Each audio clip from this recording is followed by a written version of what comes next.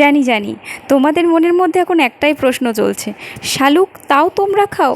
হ্যাঁ গো, শালুক। তোমাদের দেশে যেটার নাম শালুক সেটাই আমাদের দেশে শাপলা বলা হয়। আর জানো তো, শাপলা কিন্তু বাংলাদেশের জাতীয় ফুল।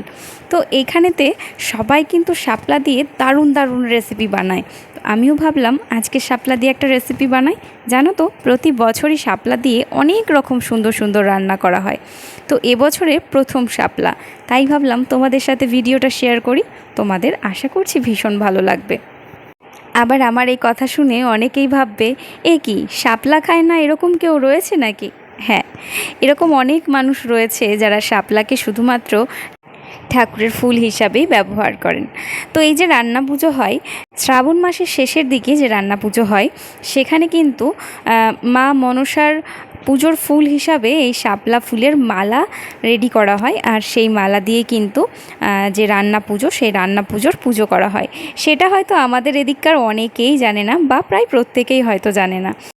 কিন্তু আমি তো এখন এদেশের মানুষ, সেক্ষেত্রে আমি কিন্তু ও দেশের কালচারটাও যেরকম জানি, ঠিক সেরকমই এই দেশের রান্নাবান্না সম্পর্কেও বেশ কিছু ধারণা আমার হয়েছে।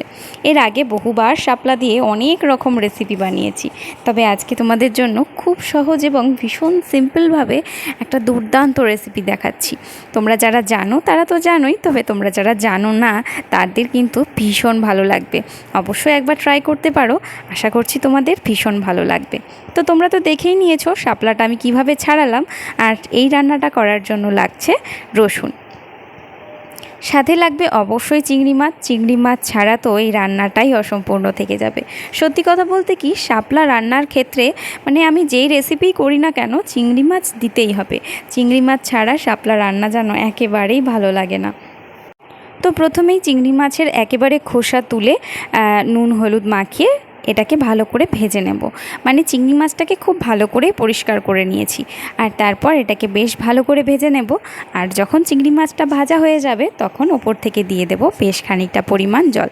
না না, বেশ খানিকটা জল কিন্তু দেওয়া যাবে না। বেশ খানিকটা জল বলতে জাস্ট এটুকুই, যেটুকু জল দিলে শাপলাটা সেদ্ধ হবে।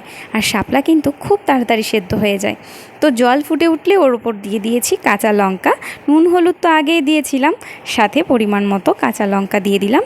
ঝালটা তোমরা তোমাদের মতো করে দিয়ে দিও। এবার যখন ঝোলটা ফুটে বেশ খানিকটা গাঢ় হয়ে আসবে, তখন ওপর থেকে দিয়ে দিয়েছি বেছে রাখা শাপলা। দেখো, শাপলাটা দেওয়ার পর কিন্তু খুব বেশি সময় আমাদের লাগে না, কিন্তু তবুও একবার ঢাকা দিতেই হয়। তাই ওপর থেকে আবারও সামান্য একটু হলুদ আর অল্প একটু পরিমাণ মতো লবণ দিয়ে আমি কিন্তু এটাকে ঢেকে রান্না করব।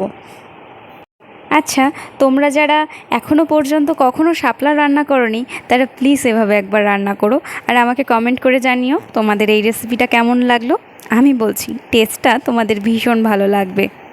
তো দেখো, ঢেকে রান্না করব, তবে জাস্ট 3 থেকে 4 মিনিটের জন্যই ঢাকবো। বেশি টাইম ঢেকে রান্না করলে কিন্তু একদম ঘাটু ঘাটু হয়ে যাবে। তো রান্নাটা একদম ঘাটা ঘাটা হয়ে গেলে কিন্তু ভালো লাগবে না। তো সেই জন্যই এটা 3 থেকে 4 মিনিটের মধ্যেই কিন্তু রেডি হয়ে যাবে। এবার ঢাকা খুলে অল্প একটু নাড়াচাড়া করব, যেন পুরোপুরি সেদ্ধ হয়ে যায়। ব্যাস, তারপর কিন্তু এটাকে ঢেলে নেব অন্য একটা পাত্রে। মানে আমাদেরকে সেকেন্ড টাইমের জন্য এটাকে ফোড়ন দিতে হবে। তো ফোড়ন দেওয়ার জন্য কড়াইতে দিয়ে দিয়েছি সর্ষের তেল, আর ওপর থেকে দিয়ে দেব রাঁধুনি। জানি জানি, যে শাপলা চেনে না সে কিন্তু রাঁধুনিও চিনবে না, তবে লোকাল মার্কেটে গেলে রাঁধুনি চাইলে তারা অবশ্যই দিয়ে দেবে। আমিও আগে রাঁধুনি চিনতাম না, তবে এখন চিনে গেছি। যাই হোক, রাঁধুনিটা দিয়ে ভালো করে ভেজে নিলাম, আর তারপর ওপর থেকে দিয়ে দিলাম কেটে রাখা রসুন। রসুনটাও ভালো করে ভেজে এবার এই যে শাপলার ঝোল, এটা ঢেলে দেব ফোড়নের মধ্যে। ব্যাস, আর কিছু করার নেই। এবার একটু ফুটতে দেব ঢাকনা ছাড়াই। ভালো করে ফুটে ঝোলটা যখন গাঢ় হয়ে যাবে, তখন কিন্তু পারফেক্টলি রেডি হয়ে যাবে আমাদের এই চিংড়ি মাছ দিয়ে শাপলার ঝোল। খেতে যেরকম দুর্দান্ত লাগে, দেখতেও কিন্তু তেমনই সুন্দর হয়েছে। কি বলো, আজকের রেসিপিটা তোমাদের কেমন লাগলো অবশ্যই কমেন্টে জানিও। আর আমার এই রেসিপিটা তোমরা কোথা থেকে দেখছো সেটা জানাতে ভুলো না। আমার রেসিপিগুলো যদি তোমাদের ভালো লেগে থাকে, অবশ্যই ফলো করে নিও আমার এই চ্যানেলটি।